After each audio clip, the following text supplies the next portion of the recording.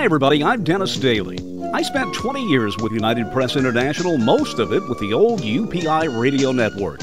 And my favorite assignment was going on the road producing and hosting American Montage. It was an hour-long weekly program. Now here's an edited version of one of those shows. Hi everybody, and on this week's American Montage, we are on the road again, visiting a city that I have driven through and visited the suburbs, but never have spent much time downtown. Boston, Massachusetts, certainly one of the most historic cities in the United States.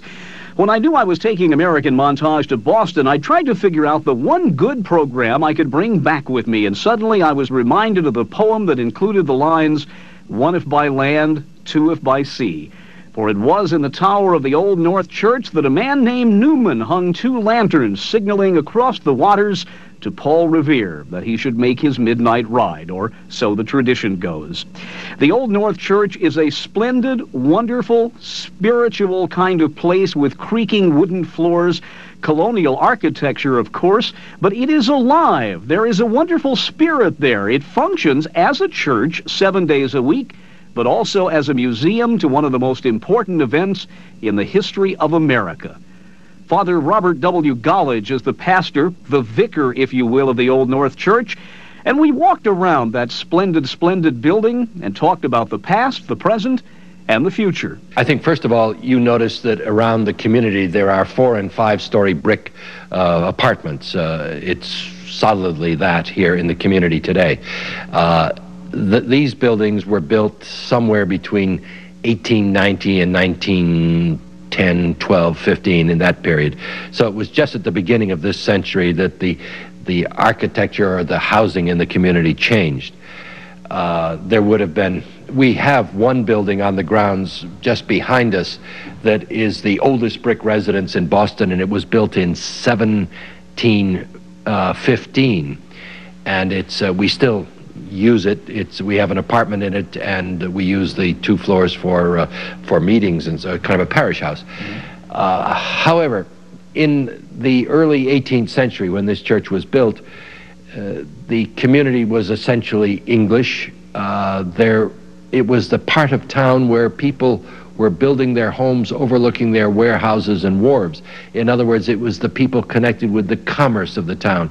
As a matter of fact, you'll see captains' names on the pews, Captain this and Captain that. These are not military people, these are the sea captains who had them. And well, but one of the docks is just at the base of the hill here, is it not? Surely. And obviously there was more water on sides we're a little peninsula here, and there's water on 3 sides of us.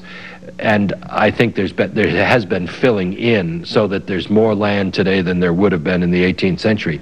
But the community, because it is a waterfront community, has been affected by the waves of immigration. So it went from being an English community in the 18th century to the beginning of the 19th century, an Irish community.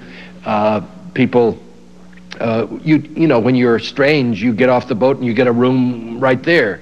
And then after the Irish immigration came a Jewish immigration in the 1890s, right around the turn of the century, followed very quickly by an Italian immigration, and that has dominated this community in recent years. Most people think of it as the Italian community. It's certainly the change that's taken place in the last 15 years has been economic and not ethnic. I mentioned at the beginning of the show how the floors creak and how there's even a wonderful kind of, I don't know, kind of a heartwarming, delicious kind of sound and smell of the old wood, and I thought it might be fun just to put the mic down by the floor and let you hear the wonderful hardwood creaking. I think it's on the center aisle, it's even creakier. I was going to say it would be difficult to sneak in with this. What kind of reaction do you get from visitors, not just from the States, but I talk to, living in Washington, D.C., a lot of people from outside the country who in many ways have a better grasp of American history, particularly our revolution, than many of we Americans have. What have been the comments you've gotten over the years here, and how long have you been connected with the church? Well, first of all, I've been the vicar since 1971, so that's close to 25 years, and it's been a marvelous experience. I could not possibly have visualized what the work would be, to be the vicar of a place that is a shrine, where the worship of God has taken place longer than any other building in the city of Boston, and yet is visited by 500,000 tourists every year, and we don't feel that we're profaned by them at all. We welcome them. We encourage that, because we feel that to cross the threshold here and to really sort of grasp some of that feeling that you know that the decisions that were made in this community and the people that were sort of going in, and then of course with the 2 lanterns being displayed in the steeple by, and I like to emphasize the man's name because most people don't know his name. His name was Robert Newman, N-E-W-M-A-N, Robert Newman. He was the church sexton, the maintenance man here. He was 23 years old, and while Newman was in the steeple with the lanterns, Paul Revere was in a rowboat with 2 friends crossing the mouth of the Charles River to get over to Charlestown, where he was provided with the horse, and from there he galloped out to Lexington. But so just everybody remember Robert Newman. Nobody wrote a poem about him, but he's one of the great unsung heroes of the American Revolution. I would like for you to have some sense of some of the appointments in here, because first of all, you notice those chandeliers that are hanging over the center aisle. They've been here since 1724. And you also notice there are sconces around the side so that the church is lighted by candlelight at night. I mean, and you can imagine that weddings are very popular, and so. Christmas is one of my favorite times with all the Christmas decorations and so forth. Notice that the clock on the balcony wall there, that clock we believe to be the oldest clock in a public building in the United States that still runs. It was made in 1726 by 2 members of the parish, a Mr. Avery and a Mr. Bennett. I'm sure you have preached this before. I don't need to put ideas in your head, but there's so much symbolism in the whole aspect of the lantern. I mean, in the Christian faith, the use of the word light.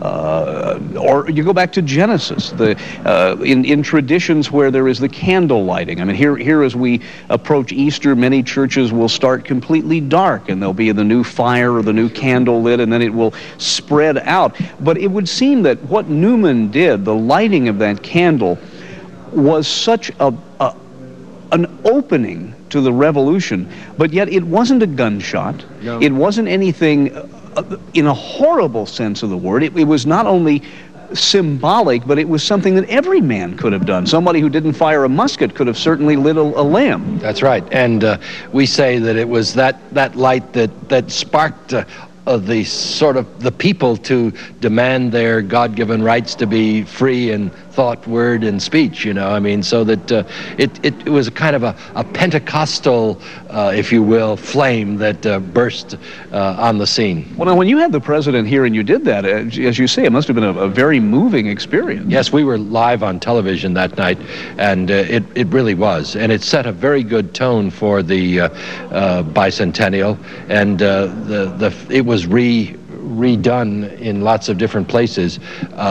The film of that, in fact, a shorter version was made and showed on lots of public television here and there.